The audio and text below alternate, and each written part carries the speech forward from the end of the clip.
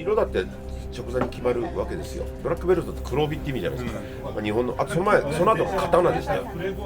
名前変わるんですよ、世代によって。刀っていう名前もあったんですよ、コードネームはね。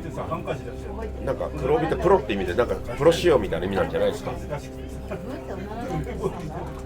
だからやっぱりあの時代にやっぱりセガのマネジメントの体制がゴロゴロいろいろあってっていうのが一番大きいやったような気がしますけどね。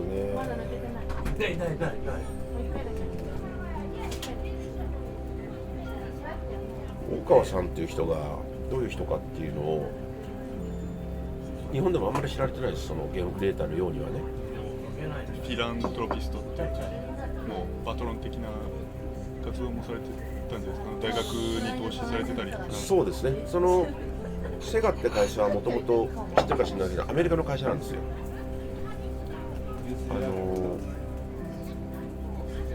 パラマウント系のアメリカの会社でサービスゲームの略です、セガ。だからレコードのジュークボックスとかこういうルーレットみたいのをこう飲み屋とかに卸してるようなのをやってたのをあんまりうまくいかないんで、日本でその代理店やってる人が逆に買うんですよね。でそういうだからアーケードが強いんですよ、その飲み屋と。でその時に買い取る時にこの買い取ろうと思った日本画の社長が逆に親会社を買い取ろうと思ったこの人が中山さんと聞いてます。でその時にお金を出したのが大川さん。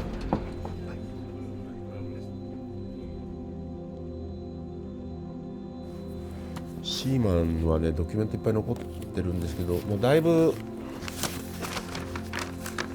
PDF とかにしちゃってだいぶ処分したんですけど、例えばこれなんかねインターフェースなんかがですね手書きでなんかいっぱい一生懸命書いてるのが残ってありますが、まだ発表されてないハードウェアの話っていうのは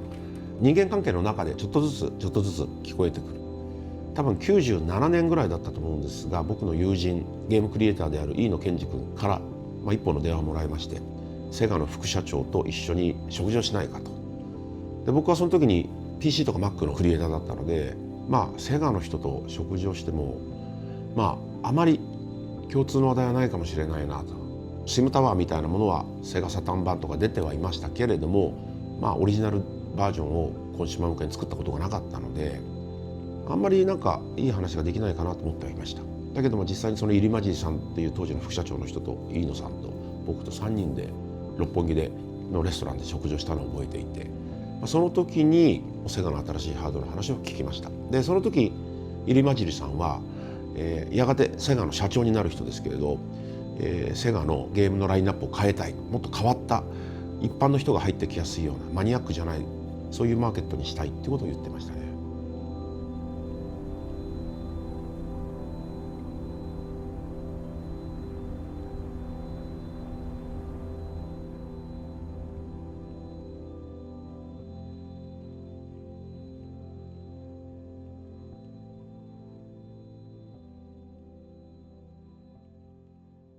1984年にセガに入社してデザイナーとしてチャンピオンボクシングというタイトルを手掛けました。でその後ファンタジースターでありますとか、マーク3それからメガドライブのプロジェクトの方にデザイナーと参加して、セガサターンの時にですねマジックナイトレイヤースというタイトルでディレクターを務めました。でその後、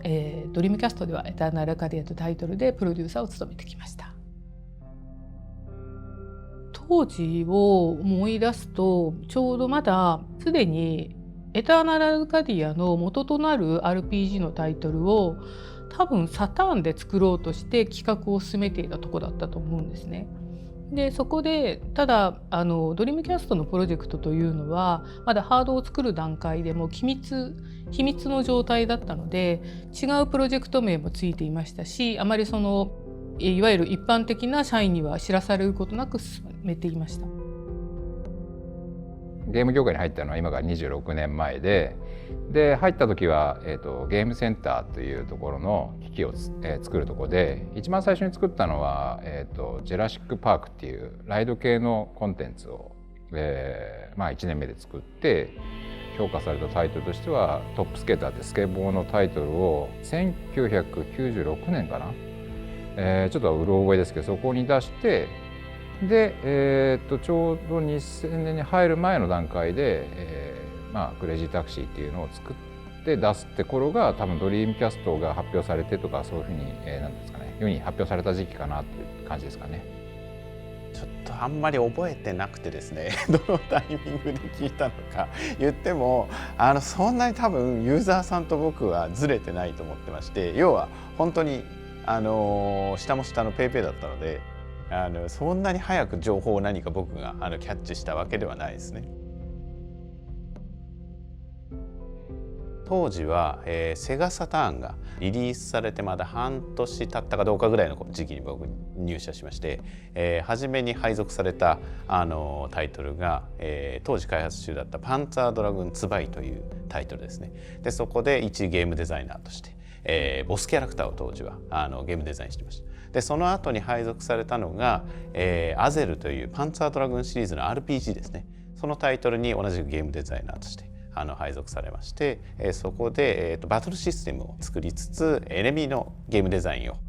全般的に手掛けてました。その後にドリームキャストのタイトルになっていきます。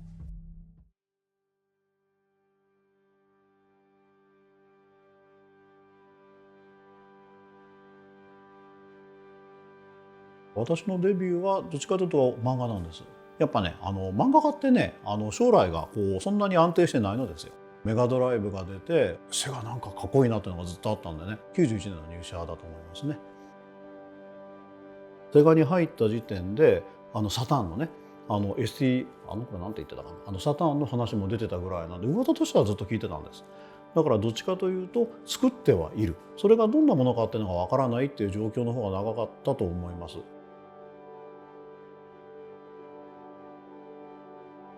僕は1990年にセガに入社してます。それで最初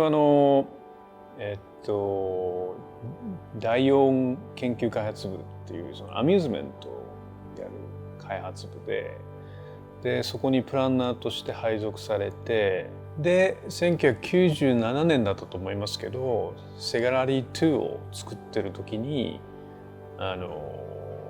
会社の役員、社長とか、役員の方々から、ドリームキャストのプロジェクトが始まるんで、新しいチームを一人で立ち上げてくれないかっていう話があって、それを受けてそれが、後のユナイテッドゲームアーティストになってくるんですけど、当時のセガって何でもやってたっていうか、そのアーケードゲームもやってるし家庭用ゲームのハードもやっていて、それでソフトも作るっていう、かなり強い会社だと思うんですよね。でその中でもそのアーケードゲームからそのコンシューマーゲームを作ってコンバージョンして、でその一連の流れでそのセガの存在感っていうのがすごく強い時代があったと思うんですよ。テクノロジー的にはかなり最先端にいたと思うんですけど、個人的にはだんだんそのただアーケードゲームをコンソールゲームに移植するだけじゃやっぱり全然ユーザーは満足しないっていうことも気がついていたし、逆に言うと家でじっくりと時間を気にせず遊ぶことができるのに、アーケードゲームではないその新しい例えば遊びとか新しいその体験っていうのはどういうものなのかっていうのを随分深く考えていた時期だったと思います、自分も。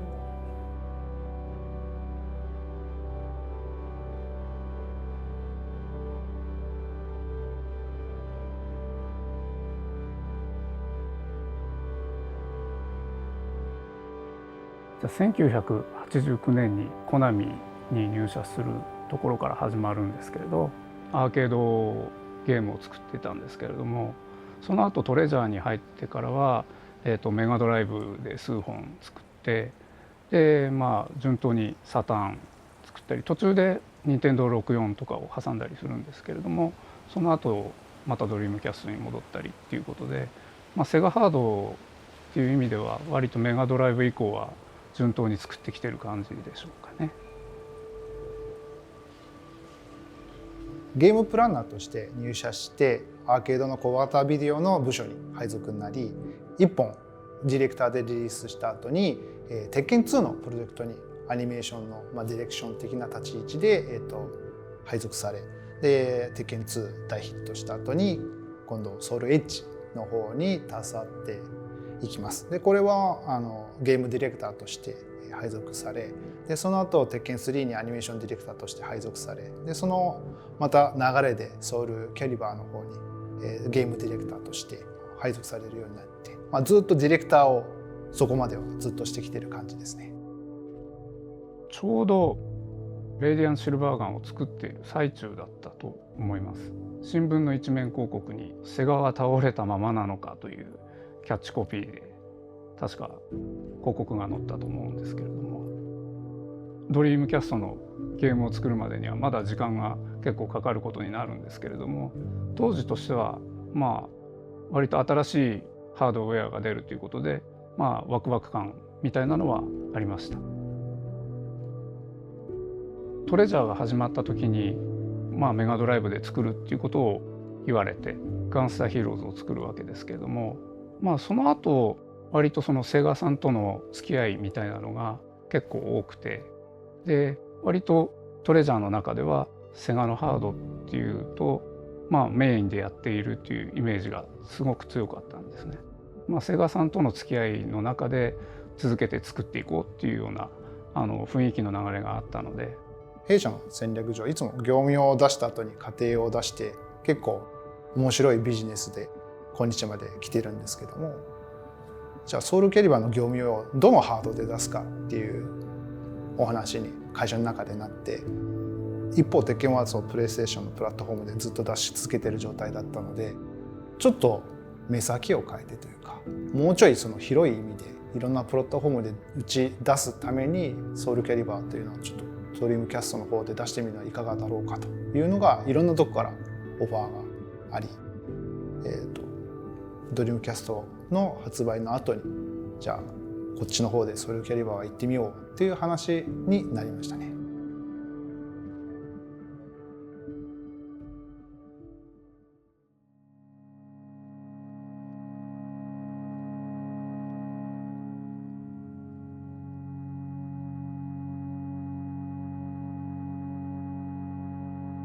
当時セガのマネジメントが大きく変わろうとしていたんですね。それまでのずっと社長をやってきた人が変わって、新しいもともとのオーナーの大川さんという人がこれからの時代を作るのはゲーム機だということで入ってきて、どうしてもネットワーク対応させたいんだってことをずっと言っていた。もともとのこういうアーケードゲーム的な人たちと、それからこういうコンシューマーとかネットワークっていう人たちの間でいろいろなディスカッションがあったみたいで、モデムに限らずいろいろな議論がずっと続いてた。だからハードウェアのスペックっていうのはずっと後の方になって初めて見えてきたんですね。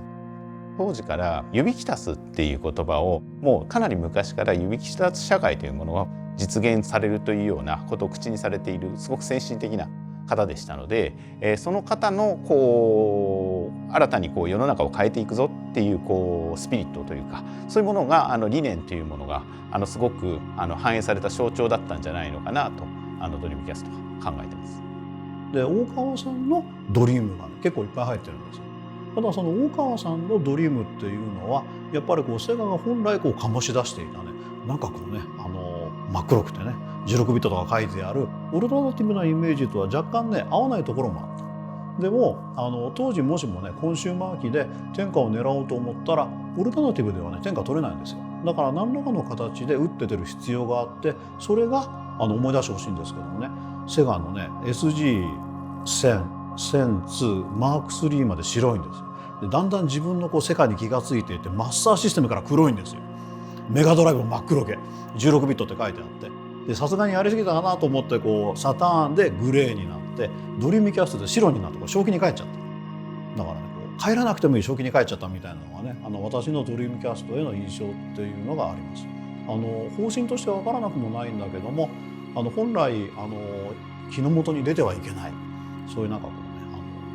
邪悪ななんかこうドロドロしたものを無理やりこう太陽の下にさらけ出してしまったんじゃないかなみたいなのがあります。セガのハードってどうしてもやはりセガファンっていう言葉があるようにセガのファンにこう良くも悪くも向いているところがあったかと思うんですね。でそういう中でももちろんセガのファンの方に、ゲームを出しつつもその枠を飛び越えて世界中のゲームユーザーの方にカジュアルな方コアな方も含めてこうゲームを出していけるポテンシャルがあるんじゃないのかなと機能面でも仕様面でも感じてました当時。セガサターンの後継機としてドリームキャストを出されたと思うんですけど、ドリームキャストでソウルキャリバーを作るってことなんて全然思ってもいなかったので、どんなハードかって見てはなかったので、作るってことが決まってからハードの中身を見るような形だったんですけど、当時としては最先端のハードウェアなのでどんなことができるんだろう、もうすごいワクワクドキドキしてたのを今でも覚えてます。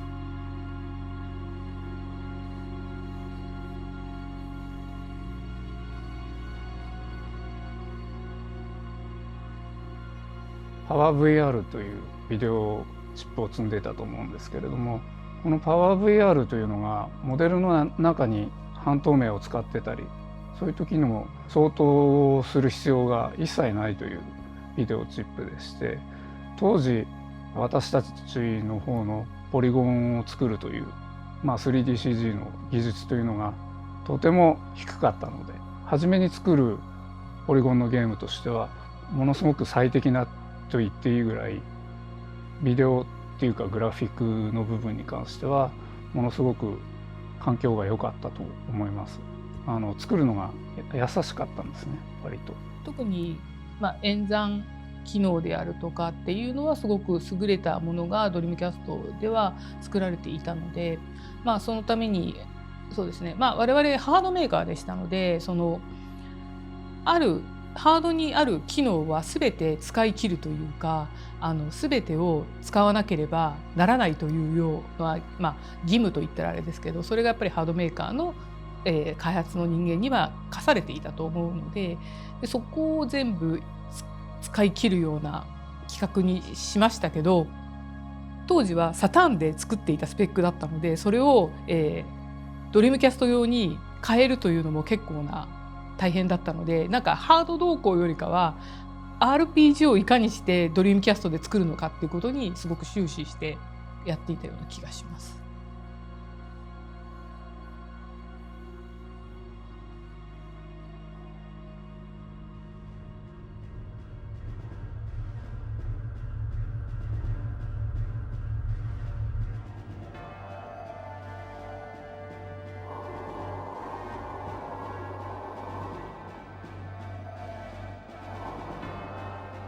すごい作り込んだ、空に浮かぶ島でありますとか、そういうことも全部できましたし、あと遠くを見渡すことに関して消失点が遠くにあったので結構遠くまで見えるとかっていうのをわざわざ演出の中に入れたりですとか、なんですかね、キャラクターの視点になって遠くを見渡すみたいなものを入れたりとか、高いところに登るところがあって、下を見下ろすと雲があってその下に島があるみたいなことまで見えるとか、あとそうですね、気流に乗って船が進んでいくんですけども、そこの気流とかも全てポリゴンで表現したりですとかっていうことが全部できるとか。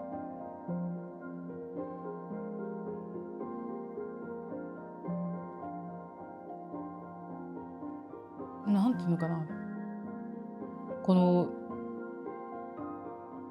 すごく環境を表現することができるようなっていうような気がしましたね。なんか風を感じる、空を飛んで雲が流れていくことによって風を感じたりとか、それから暑いところに行くとなんとなく揺らめきがあって熱せられてるんだなみたいな、かげろうが立つような感じがあるとかっていう、なんかそこが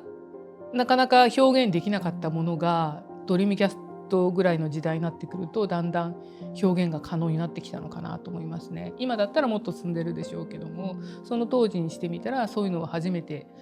できることかなと思うのがそれがハードでできてしまう、ハードの機能でできてしまうっていうのがすごく画期的だなと思っています。Somewhere in Asia, there's a city that cannot be found on any map called Tokyo-to, but everyone just calls it Tokyo. The two hottest things in the streets of Tokyo-to are the punks wearing magnetically driven inline skates powered by newly developed Netrium batteries and Jet Set Radio, a pirate radio 当 station. 時ですね、アゼルというタイトルを作っていたんですけれども、作っている時にそれまで同じ入社を同じ時期にして、その同じパンツァーのチームでこうゲーム作ってた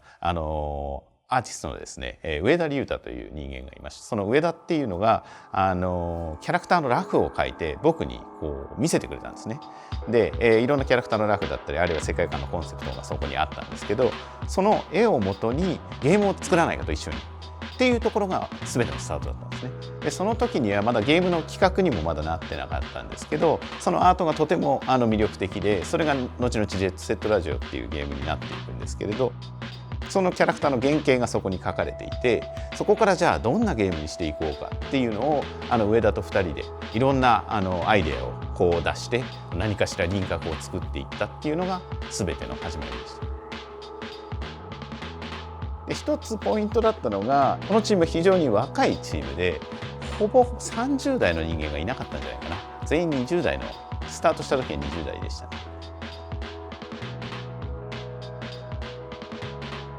この当時からすると、どこまでやはり CG の表現をこう高められるかという方向が一番重要でしたので、そのジェットセットラジオというゲームの中で最終的には非常に重要な表現だったのが、トゥーンシェイドを当時リアルタイムで実現できているタイトルっていうのはほぼなかったので、それを実際にじゃあ実現できるかどうかっていうのが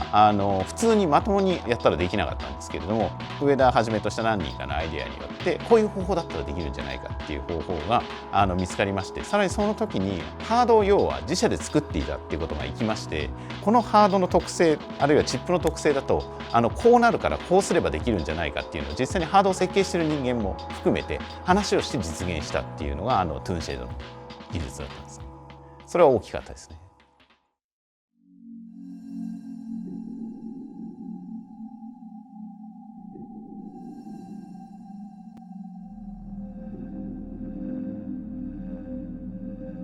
まあ、やっぱり一番思ったのは、まずもちろんポリゴンベースのゲームがアーケードでやってきたことは、ほとんどそのまんまできる、あるいはそれ以上のことが部分的にはできるっていうのはすごい思ったのと、あとやっぱり自分自身がもうレースゲームとかそういうジャンルから束縛から解放されて、新しい体験を作ろうと思った時に、やっぱり自分のすごく好きな分野、例えば音楽で、音楽っていう体験とゲームっていう体験をどういうふうに融合できるかっていうことをすごく考え始めた時期なので、それは過去のやっぱりコンソールゲームだとすごくやりにくいことだったのが、当時はまだ確信はないんだけど、なんとなくできそうだな、これだけのテクノロジーが揃ってればなんか新しいことができそうだなっていうなんか直感はしたんですよね。でそれは触ってみてできるねって思ったことと、やっぱりできないねって思ったことはいろいろあるんだけど、でもやっぱりなんかそうやってなんていうかな、僕からするととにかく音楽をいろいろ例えば活用できるというか、ゲームデザインに落とし込めるっていうことができるようになるっていうのは結構重要なポイントだったと思います。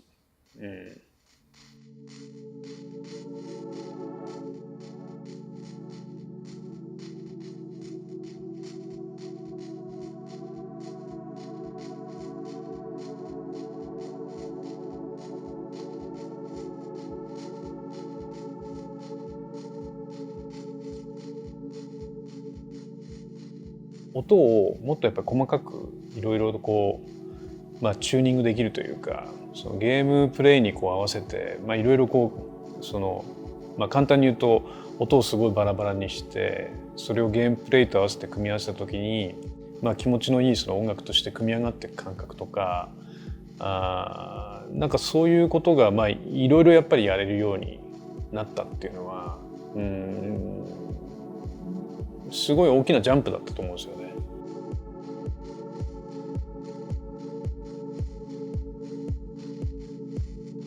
最終的に2001年にレズが出るんですけど、まあ当時のそのもうユナイテッドゲームアーティストになってましたけど、会社にいると大体70人ぐらいいて、大体昼間は僕はスペースチャンネル5を中心に時間を使ってるんですよね。で結構やっぱりその明るいじゃないですか。で気分も明るくなるし「おー」とか言いながら「いいね」とかって言いながら昼間こうやってて、でだんだんその夜になるとムードがレズのムードになってくるんですね。で大体まあもう結構僕もうほとんど会社に住んでたような感じなんで、まあ大体夜中本当に1時とか2時とか普通にミーティングをしてたし、結構深い時間になるとまあレズのことを考えたりとかして、で朝になるとまたスペースチャンネル5のことをやったりとか、なんかこう一日中なんていうかな、こうなんかムーン&サンみたいになんかなってた記憶があります。まあ、おかげで多分自分は頭がおかしくならないで済んだのかなって。なんかその結局2つの作品ってその同じところに立ってて、でも反対をこう向いてるようなゲームなんですよね。だからその音の力とかをその両方とも持ってるんですけど、それがすごい明るい楽しい方向に行くか、すごい深くてその没入する方向に行くか、なんかそういうこうトゥインのようなゲームなんですよ、僕からすると。逆にあれバラバラにやってたらうまくいかなかったかもしれないですね。その中心では例えばそのプログラマーとかエンジニアたちがそのどうやって音をうまく扱うかっていうテクニックっていうかね、そのプログラミングとかもやっていたし、結構共通で使えたセットがたくさんあったと思うんです。まあ、当時まだユニティもないしアンリアルもないんで全部ネイティブで作ってたわけですけど、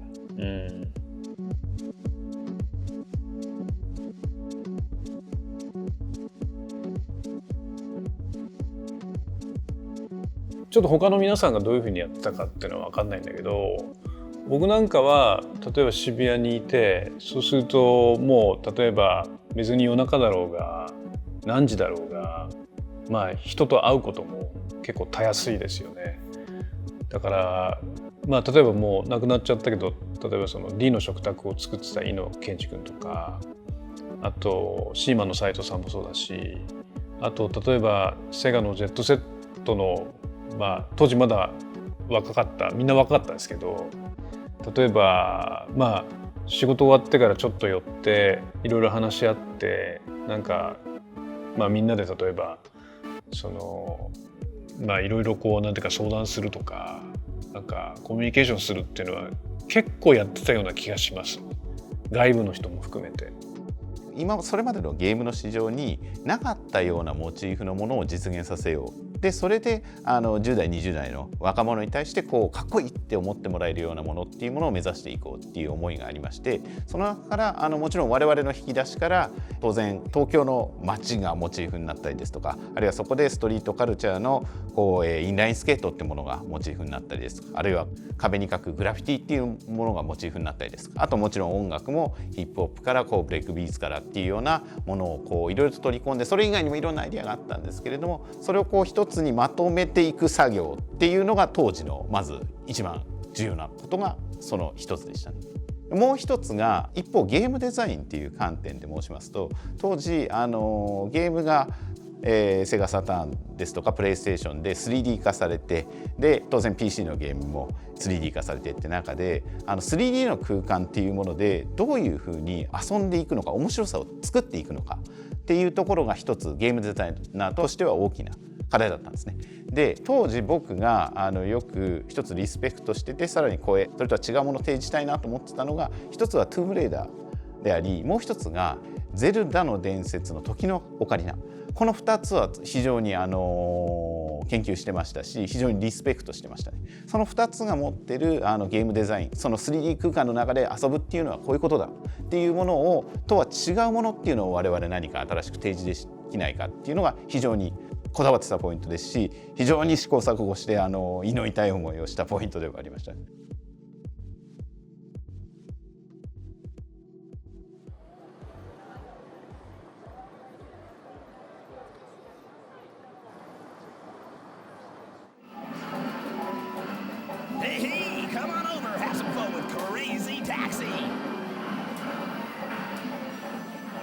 最初クレイジータクシーってナオミっていう新しい基盤で新しいなんかラインナップを作っていこうって時に、僕ちょうどその、前の仕事が終わってちょうど次の仕事を着手する上で新しい企画を出さなくちゃいけない時に、当時のボスに「ナオミって基盤でラインナップが欲しい。じゃあナオミの中でどんなラインナップが必要とされてるの?」って言った時に、車だったら今通りやすいかなっていう話があって、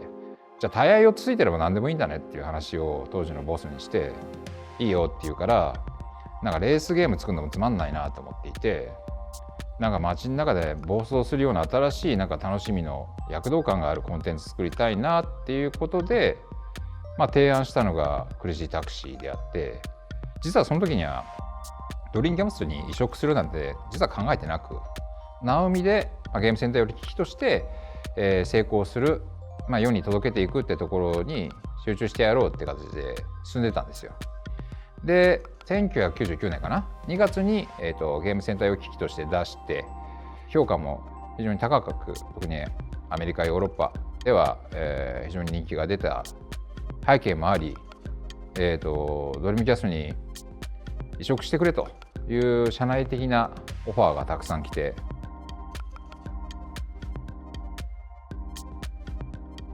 車ゲームって大抵人が出てこないんですよね、どのコンテンツもその当時。なんですごく冷たい感じがしてたんですよね、機械的であって。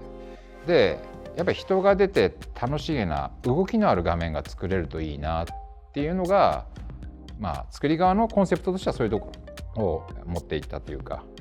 でお客さんにはどういう感じかなっていうところで、成功失敗で、ゲ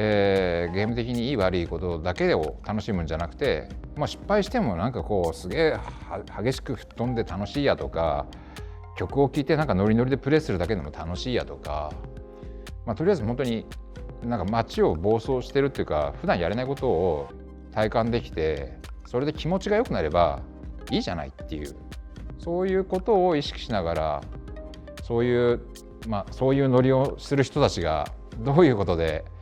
楽しめるのかなってことを一つ一つなんかこうつまんでった感じですかね。なんで曲もそうだし、使おうとしたモチーフの車もいわゆるローライダーの方が喜ぶような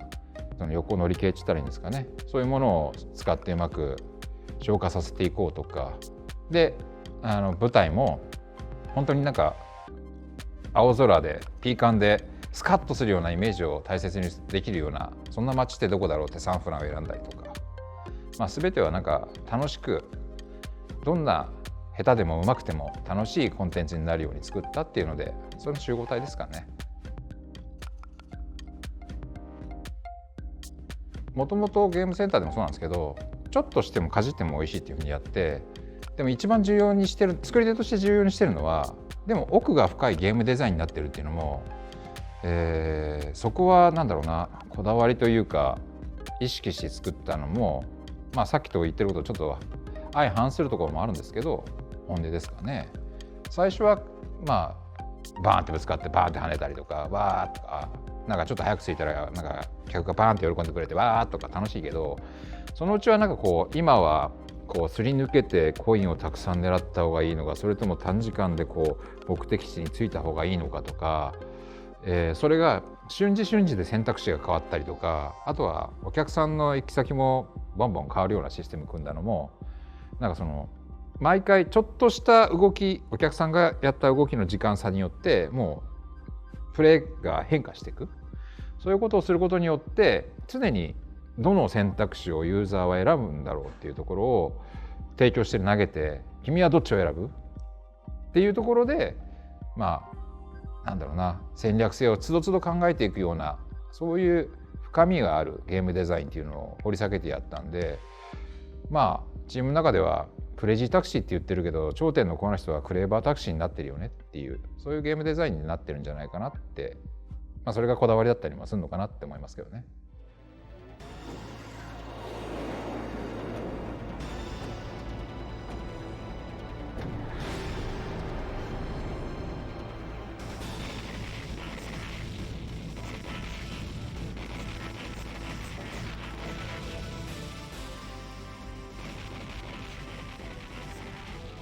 シューティングが、作るのが2本目ということになるんですね。で前回はその「レイディアント・シルバーガン」というタイトルを作ったわけですけども、そちらはサターンだったわけですが、いろいろメインのそのシステムとかゲームシステムに関してはまだ最高の余地っていうのは結構残されていたので、もともと私の企画の仕方っていうのは引き算方式なんですね。で割と今のゲーム作りっていうのはどんどんプラスして盛り込んでいくという、そういう形が多いんですけれども、基本的に当時の私のやり方っていうのはどんどん要素を引いていって最後に残ったものを完全に抽出するというような作り方ですので、当時頭にあったのはじきにオートバリアを張るというようなシステムだったと思うんですけれども、これをプレイヤーの意図でもう少しスキルに合わせてうまく作れるような形のものを考えられないかということをずっと考えていまして、少なくともシルバーガンの時にあった、3色のコンボシステムなんですけども、これは2色に落とさないともうちょっとシンプル化できないと。これをうまく消化できるものというのを同時進行で考えてたんですね。で、結局2つの色を選ぶわけですけども、その時でもう白と黒っていうのは大体浮かんでいて、で白の時と黒の時、じゃあ敵がそれ2つの属性があるのであればプレイヤーに2つの属性を与えるっていうのはどういうことになるんだろうっていうところの発想から生まれてきてるんですね。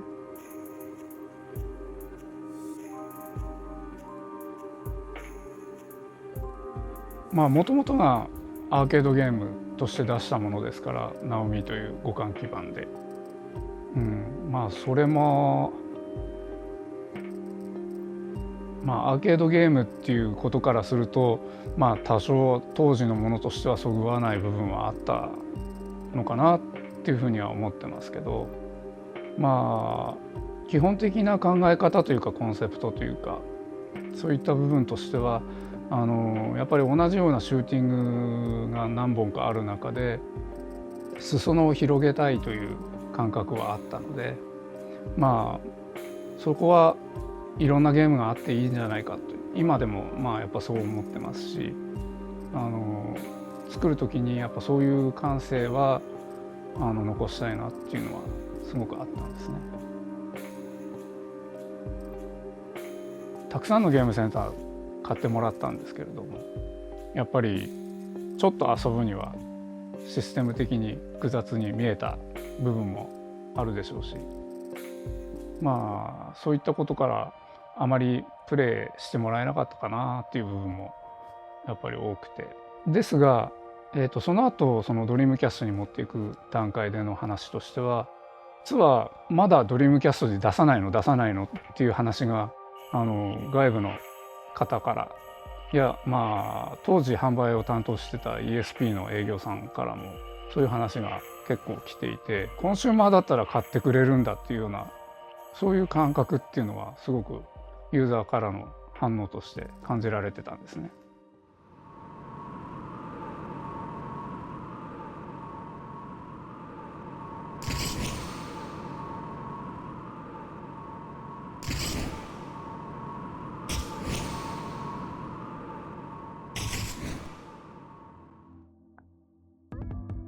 アーケードのソウルキャリバーもヒットしたので、我々的にはもうこれはいけるだろうとは思ってたんですけども、そのセガさんのハードで出すってことの意味、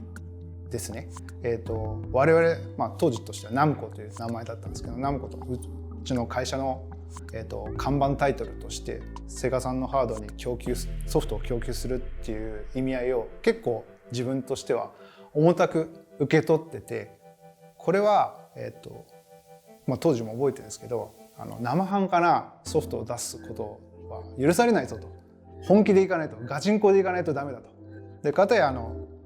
ソニーさんのハードで鉄拳がすごい大ヒットしてるので、ちゃんとセガさんのハードでも我々のソフトは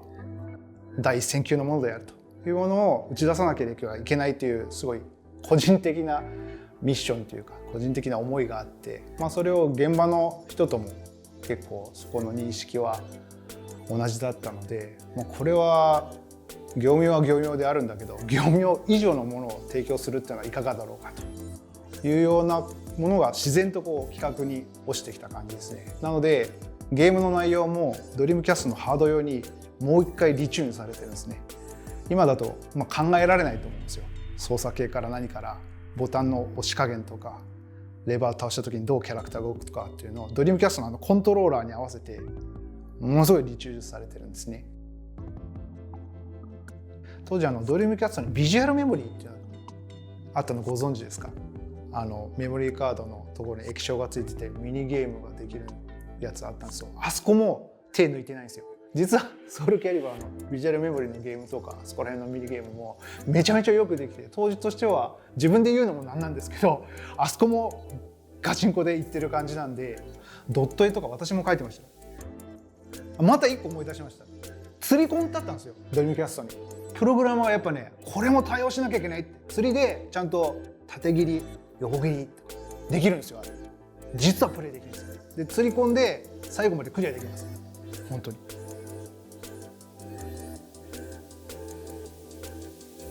ソフト供給メーカーではあったので、その責任においてやっぱ各ハードメーカーに一流のソフトを届けなきゃいけないっていう、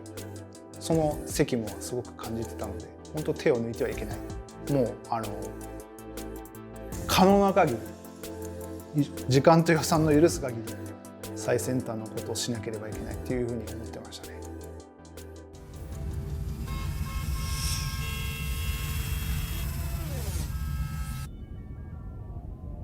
これよりプロジェクトセガガガを実行に移す。プロジェクトセガガガ？そうだ、これよりセガはゲーム業界を制圧する。当時ですね、セガの中身が分社化っていってね、いくつかの会社に分かれました。で、私は当時 AM さんにいたのでヒットメーカーっていうね会社になりました。で、先ほどお話しした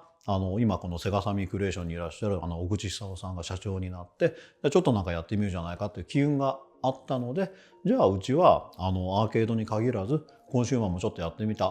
てもいいんじゃないかなというお話が、まずあったというのが、建前ですね。で、正味なところはもう岡野君このままではあなたちょっと居場所ないからなんかアイデア出しなさいというところでなんとか頭をひねり、いろいろ頭をねひねり出した企画がセガガガという感じになります。これも繰り返しになりますけども、セガガガってね、おそらくナムコにいたらナムコを考えつくし、コナミにいたらコナミを考えつくと思います。だからどっちかというとアイデアを一つ出してこれをいかに組み立てていくかって方が大変なんですけども、もう一個あってね、やっぱり一番自分自身をゲームにして面白いのは当時セガだったんですよ。これはやらない手はないなと思ってその意味でアイデアを組み立てた、なんとか組み立てて持ってったっていうのがあります。そもそもシーマンのアイデアっていうのは冗談から始まってるんですね。僕の会社の、チームでランチを食べに行った時に、当時熱帯魚のソフトが流行ってたんですよ。熱帯魚っていうかアクエリアムみたいな。でもその魚一匹一匹は全然喋らないし、ゲームじゃないんですよ。もうただ眺めるだけの、水槽を見てるだけのようなものだったんですが、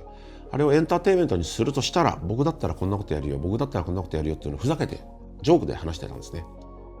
ちょうどその部屋にね水槽が置いてあって、家に帰ってくるときれいにブクブクブクブクって魚が泳いでると。で時々餌あげると。しかし僕だったら餌あげたら喋ってくるのがいいなと。で部屋の中のことをずっと覗いてて覚えてて、昨日来た女の子は新しいガールフレンドですかって聞いてくるみたいな、そういう生意気なペットがあったら面白いなって話をずっとランチタイムにしてたんです。で、昔シーモンキーっていうなんていうのかな、ペットのおもちゃっていうのかなが売ってたんですよ。シーモンキーっていうのはその水の中に卵を入れると孵化してくる、生まれてくる、それ本当に生き物なんです。アメリカのプロダクツなんですけど、そのシーモンキーっていうののパッケージに書かれてる顔がモンキーの体が魚のが子供の頃からもトラウマみたいに覚えててですね、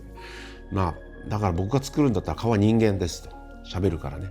だからシーモンキーじゃなくてシーマンだなっていうふうに言ったり、その時に言ったのを覚えてますね。まさかそれをドリームキャストでやるってことは全然考えてなかったですね。プロトタイピングもずっと Mac でやってましたから。これはコンセプトをね、重厚な世界観、感動のストーリー、誰もセガにそんなものを期待しちゃいない。一番面白いのはセガの存在、それ自体だ。これよく語られる話なんですけどもね、セガ側ってプレゼン2回やってみます。最初ね、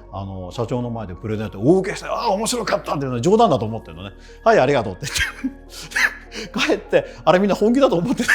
らもう一遍やろうって言ってプレゼン2回やってるんですよ。だから最初は誰もあれを本気だと思わなかった。なるほど、こういうことをやってくれるとプレゼンが華やぐねみたいなもんだとしか思ってなかったので、ちゃんとやるんです。これはアイデアだけの中身なんで、技術もいらないしお金もいりませんし、端っこでこそこそ作れますからやらせてくださいって言ってね、お金をもらうために2回やんなきゃいけなかったというプレゼンを、そういう経緯がございました。増えてくる様ですね。なんか変な目玉の、そうですね、今最終的にイカになったけど、この普通の魚で最初やろうとしてたんでしょうね。腹減ったよ、飯食いてー。遊ぼうって言ったってそんなに俺とお前で遊べるわけないでしょ。本当に俺と遊びたいんだったらこっから出してくれよ。2つ大きな課題がありました。一つはそのゲームデザイン的な、要するに、人間が本当にゲームにテレビに向かって話しかけれるような、そういうエンターテインメントを作れるかという課題。それからもう一つはセガのハードウェアチームに、そういうデバイスとか、あるいはそのライブラリーチームにそういうライブラリーとかを用意してもらって、ゲームを作れる状態まで交渉できるのかという、そういう2つのパートがありました。で、もし他に音声認識をたくさん、使うゲームがたくさん企画されていたら、喜んで彼らはマイクロフォンを作っていたと思うし、もっと言うとビルトインにしてたと思うんですね。だけどそういう企画がなかったので、シーマンのためだけに、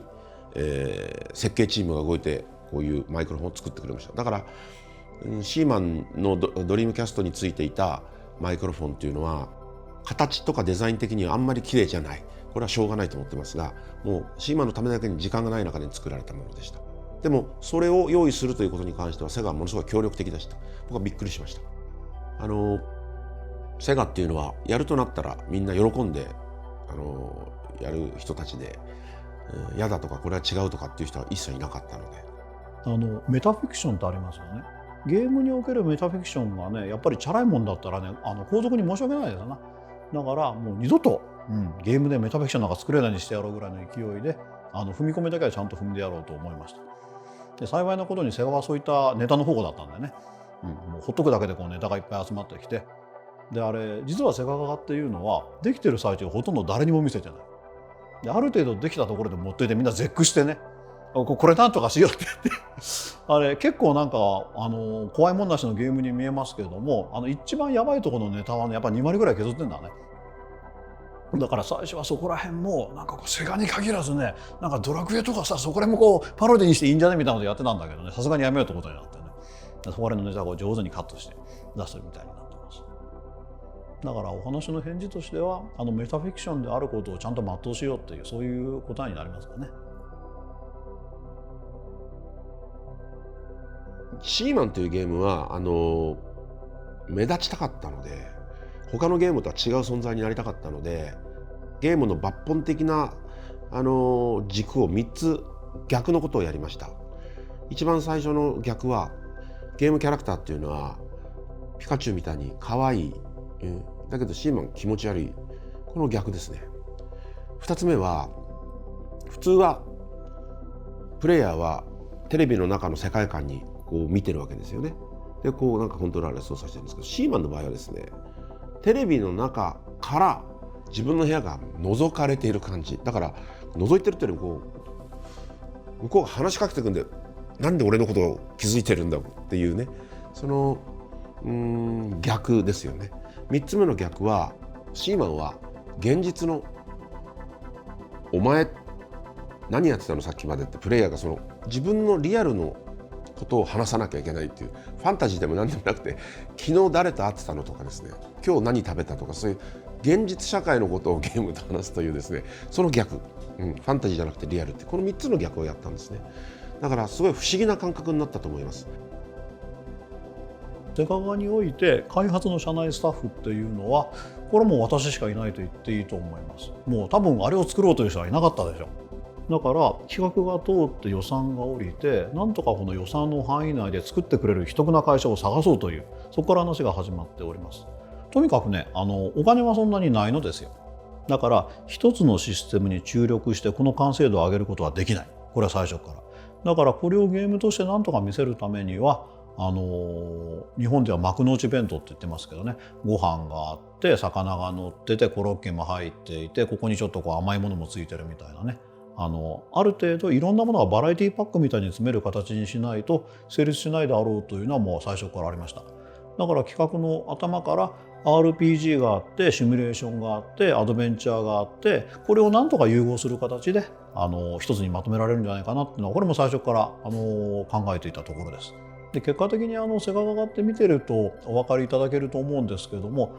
ビジュアルのスタイルはね破綻してるんですよ。それをあえて売りにしてる。ドット絵が混じってて手書きが混じっててポリゴンも混じってて、このガチャガチャした感じをねミクスチャーで売るっていうのを、これも最初から決めてました。なんでかっていうとそれ以外にやりようがないからね。だから私の頭の中にあったのは、上の階で作ってるシェンムーのいかに裏を書いて、こんなやり方もあるでこれはどうだっていうのを一生懸命ね工夫してた感じはあります。だって企画書にね、シェンムーのね100分の1の値段で作るって書いてあるんだもんね。俺はそれ以上でお金出るわけないわとい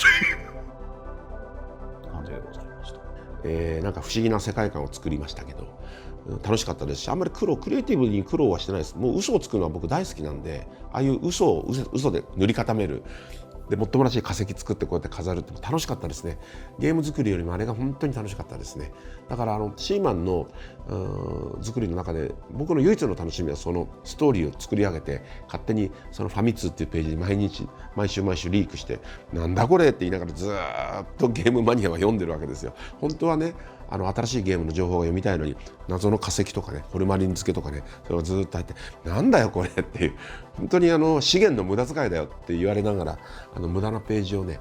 ずっと積み上げて、面白かったですね。いくつか段階があります。一つにはね、作ったはいいけどもっていうね、なんたってプレゼン2回したぐらい実在を疑われていたようなタイトルだったので、どうやって売るよっていうのがありました。だからまだそのドリームキャストがなくなっちゃう云々の話の前に、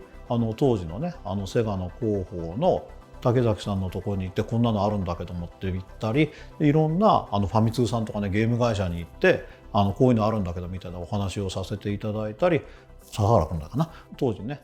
広報のすごい気合いの入った人を連れてきてくれて、じゃあこれを売っていくんだったらこれがいいんじゃないかみたいなやり方をいっぱい提案してくれて、